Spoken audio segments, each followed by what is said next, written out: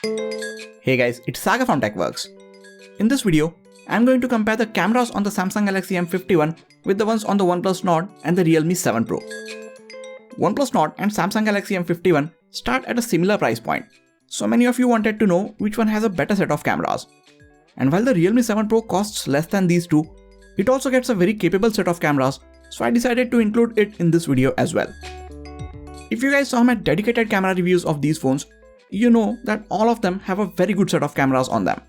But if you want to purchase just one of these based on their camera performance, in this video we will try and find out which one should that be. We have well over 80 image and video samples from these three phones to take a look at. So this is going to be a slightly longer video, but there is a lot of information that I wanted to share, so make sure you watch the complete video. If you guys want to watch my videos in Hindi, you can click on this card that appears on the top right corner of your screen or on the link in the description section. A lot of you guys have been asking me to do it, so I finally started a new Hindi channel. So if you guys understand Hindi, click on the link in the description section and come and show me some love and support on the new channel. So coming back to this video, here are some main specs of the cameras on these phones. Samsung Galaxy M51 and Realme 7 Pro have 64 megapixel primary cameras, whereas the OnePlus Nord comes with a 48 megapixel primary camera. OnePlus Nord and the Realme 7 Pro get an 8 megapixel ultra-wide-angle lens, whereas the M51 comes with a 12 megapixel wide-angle camera. M51 also gets a 5 megapixel depth sensor, whereas the other two get a 2 megapixel macro camera, and the Nord also gets a 5 megapixel depth sensor as opposed to the 2 megapixel one on the Realme 7 Pro. All of them have a 32 megapixel selfie camera at the front. OnePlus Nord gets a secondary 8 megapixel wide selfie camera as well. So with all of that out of the way, let us get to the image and video samples from these three phones, starting with the daytime shots. All of these are 16 megapixel pixel bin images from the Realme 7 Pro and the Samsung Galaxy M51 and 12 megapixel ones from the OnePlus Nord. Although Nord has a lower resolution sensor, you cannot tell that straight away just by looking at these images. Well, at least not without zooming in. But what you can notice straight away is how different the colors are from these three phones.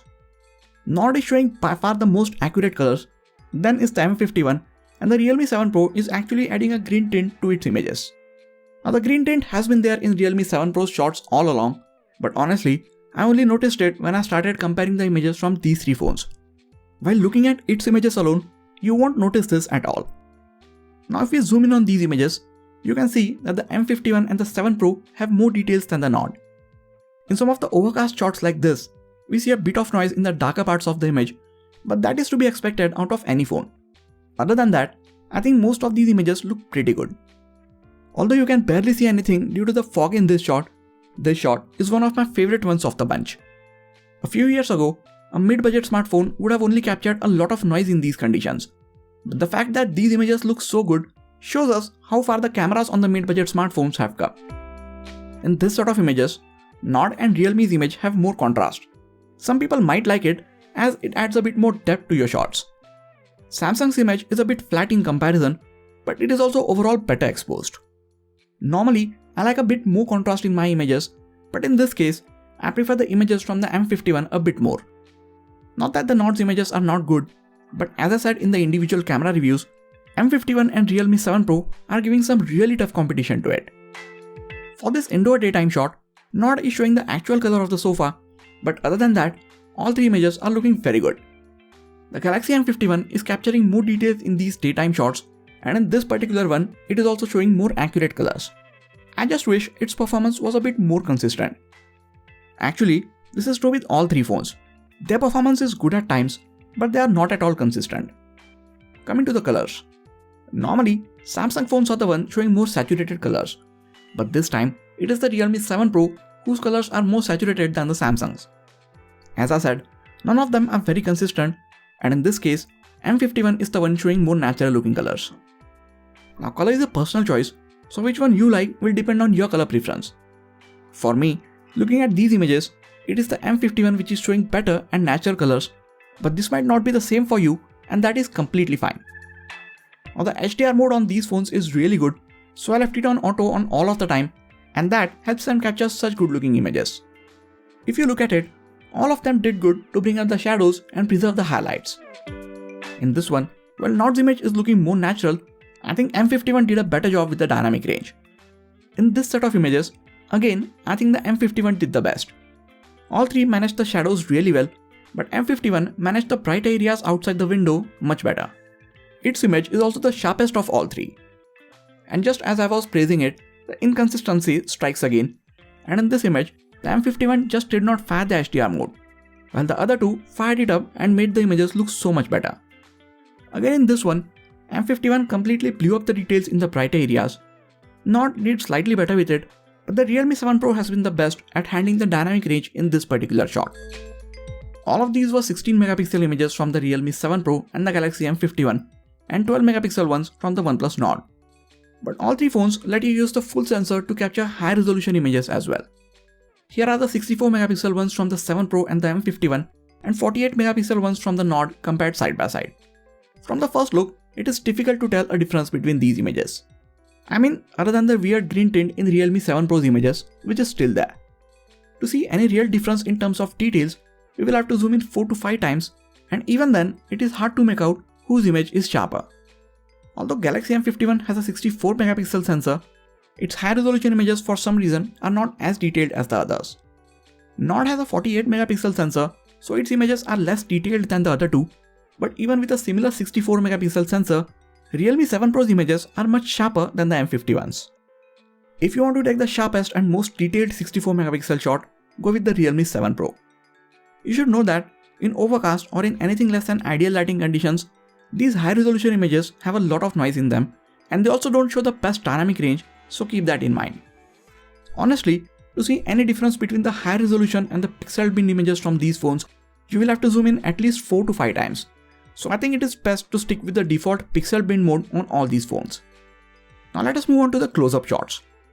Nord and Realme 7 Pro are faster at setting the focus compared to the Galaxy M51. Occasionally, all three miss out on setting the focus on a nearby object, but this doesn't happen too often, so it is not a major concern. When each of them sets the focus accurately, these close-up shots look really good. The subject that you tap on, or the one that is nearest to the lens, is in perfect sharp focus, and the background gets a very nice optical blur. Yes, there is some distortion if you get too close to your subject, but this is present on all smartphones with a bigger image sensor these days. To get rid of this, just move a few inches away from your subject. If you want to get even closer to your subject and capture every little detail in them, all three get macro cameras. Ones on the Nord and Realme 7 Pro are 2 megapixel ones, but the M51 gets a 5 megapixel sensor behind this camera, making its macro shots the most detailed ones. Only thing is, M51's macro camera gets a fixed focal length, so you can't tap to focus, and you will have to rely on your eye to see if the subject is in perfect focus or not. You can see Nord and 7 Pro's macro images barely have any details in them, while the ones on the Galaxy M51 are so much better. If you take or would like to take a lot of macro shots with your phone, Samsung Galaxy M51 should be your obvious choice amongst these three. Now this is what the primary cameras on all three phones lets you see. And now this is how much more of the scene the wide lens on them lets you get in the shot. Looking at the three images, I think ones from the Samsung Galaxy M51 look the best, and rightly so, because it gets a 12 megapixel wide sensor against the 8 megapixel ones on the other two. All three also let you take 2x zoomed in shots, but since these are digitally zoomed in, they are not exactly the sharpest images, so for most of my shots, I decided to stick with a normal focal length. Anyways, coming back to the wide shots. All the ones from the M51 are more detailed, any of these are not as sharp or as detailed as the ones from the primary camera, because these cameras just don't get as good sensors and lens optics as the primary ones. But I feel it is still nice to have these lenses on your phone, since they let you capture a completely different perspective of the scene by standing at the same exact spot. You might have noticed the switch in white balance and color temperature as we switch between these lenses. This is there on most of the budget and mid-range smartphones, and this is something that can be easily fixed via software, but the manufacturers for some reason just don't seem to want to get it right at this price range. All in all, while all three can capture wide-angle images, ones from the M51 are the sharpest, and in some of the shots, it also managed to match the color temperature and white balance between these lenses better than the other two. Moving on to the portrait shots. We are not going to fixate on whose depth sensor is working and whose is not, but just concentrate on how the portrait shots turned out. Edge detection is not perfect from either of these, but all of them managed to make these portrait shots look good. Now faces are a bit soft in the portraits on the M51 and the Realme 7 Pro compared to the Nord, even with the beauty mode turned off. These shots look good, and it is really difficult to say that which one did a better job. Now the OnePlus Nord takes the longest in detecting the edges for these portrait shots. This is not that big of an issue, but I just thought that you guys should know about it. When you are taking backlit portrait shots like this, M51 is clearly not the best at handling the dynamic range. But the OnePlus Nord and the Realme 7 Pro are doing a good job. I think I prefer the colors from the OnePlus Nord, but we can all agree that dynamic range is the best in the portraits from the Realme 7 Pro. Now if you were to choose amongst these three phones based on their portrait mode performance alone, which one would you go with? Let me know in the comments. These three can take portraits of objects as well. Looking at all the shots, colors are good from the OnePlus Nord, but very often it just won't detect the edges for taking portrait shots of objects. This might have to do something with the depth sensor not doing any work and the phone just relying on the software to do all the work. Anyways, when everything is working fine, portraits of objects are really good from all three. If I had to choose one, I would pick the Galaxy M51 for taking portraits of objects. But then again, sometimes it adds a lot of contrast to some of these shots, and I don't really like that, but this doesn't happen too often. That brings us to the images that I took in indoors, artificial and lower lighting conditions. The image processing on all these phones is very different, so we see the biggest changes in these challenging lighting conditions. In the first shot, we again see the green tint in the Realme 7 Pro's images. Other than that, I think all three are doing a good job with the limited light around. As the light gets even lower, all three process these images in a different way. Nord's images are brighter and the M51 is adding a magenta tone to some of the shots. And in this particular one, Realme 7 Pro is showing the most accurate depiction of the actual scene. In the next set of images, we see something similar, but the Nord has not added as much light this time. But again, the Realme 7 Pro is the most accurate one. If you are capturing images indoors, and even if there is some ambient light around, like in this shot, you can switch to the night mode on all three and the resulting images are so much better. There is less noise overall and everything is just sharper and more detailed. Here's another indoor shot with the night mode. All three have captured some amount of noise which is to be expected because there was barely any light in the room when I took this shot. When the light gets even lower like in this shot, it is best to switch to the night mode on all the phones for most of your shots. Night mode doesn't only add a lot of light to your shots, in most cases it also reduces the overall noise in the image, making sure most of the elements are sharper, and it also handles the exposure from the light in a much better way. For some reason, Nord tries to cool the night mode images a bit, and while the M51 is now showing more true colors of the scene, I prefer the slightly warmer colors in the night shots from the Realme 7 Pro. Now all of this comes down to your preference. No matter which image I say is looking good, all of you guys have a specific look in your mind that looks best to you. So look at all these images with and without the night mode turned on and decide for yourself which looks the best to you. And don't forget to tell about it to me in the comments. On all three, night mode is available for the wide lens as well, and for a change, the wide lenses are now usable in lower light as well. We already knew that M51's wide camera is the better one in daylight, and again, it is taking better images in night mode as well. Just look at how much more light it adds in the shot and how much more details it has captured compared to the other two. That brings us to the front-facing cameras. All three basically have the same primary front-facing camera. I said primary because the OnePlus Nord has two cameras at the front. The OnePlus Nord and the Realme 7 Pro have a narrower aperture compared to the M51, so both of them try to compensate for that by increasing the ISO. This makes them tend to overexpose their selfies. So if you get any of these two phones, make sure to tap on your face before taking your selfies so they expose the images a bit better. Since all have similar cameras, they capture nearly same details, but the processing is a bit different on them, making the skin tones look different. Even with the beauty mode turned off, the skin is a bit smoother from the M51 compared to the other two. For the portrait selfies, none of them are best at detecting the edges. Sometimes they miss out on keeping some parts of the face in focus, and more often than not, there is a hard line separating your face from the background instead of a soft roll-off. The dynamic range is definitely not the strong suit of the portrait selfies from the Realme 7 Pro, but the other two seems to be doing a better job with it. If I had to choose one for taking portrait selfies, I would go with the Nord. Not because the edge detection is better or anything like that, but because I like the overall look of its image.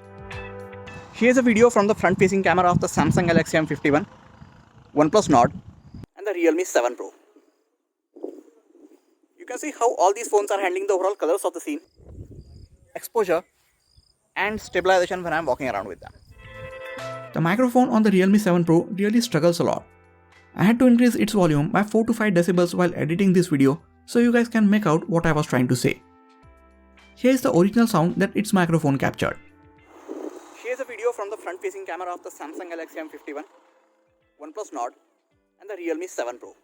All three can take 4K 30fps videos. Realme 7 Pro's 4K videos are a lot more saturated than the other two, just something that you guys should know. All get electronic stabilization, and as you can see, they are doing a pretty good job of keeping the video stable. I am capturing these videos vertically because I wanted to show you all three videos at the same time. But when you take videos in landscape mode, the electronic stabilization works even better. Now for some reason, if you don't want to capture 4K videos, the 1080p 30fps videos are also good from all three of them. They are not as sharp or as detailed as the 4K ones, but you might notice that only if you look at them side by side. This is how the low light video looks from all three. There is a lot of noise in them, and you can also see that while the videos are still stable, there are small stutters with each step that I take. Realme 7 Pro also gets the night mode for videos, but it just adds a lot of noise to the whole footage, and I think it doesn't look really good. So with that, we have seen over 80 image and video samples, and by now, many of you might have a clear idea that which one is best suited for your needs. Now all three have very good cameras, and there is one or more areas where each of them performs better than the other. Think about the kind of images that you take and then go back and see which one of the three did better at that. You don't have to take my word for it. If you are still confused, just mute the video and watch it in the highest resolution that your device supports, and preferably on the biggest screen that you can get your hands on, and draw your own conclusions that way. If there is something that all of them have in common, then it is that all can use some refinements via software updates to make them take even better images more consistently. And Realme needs to work on fixing the green tint issue in all of the shots. So these have been my thoughts about the cameras on these phones. After looking at all these image and video samples, which one do you think did better? Let me know in the comments. That is it for this video guys. Please hit the like button if you enjoyed this video and subscribe to our channel for more quality tech videos like this. You can also check out some of the other videos from this channel. This has been Sagar, and I'll catch you guys in the next video. Take care.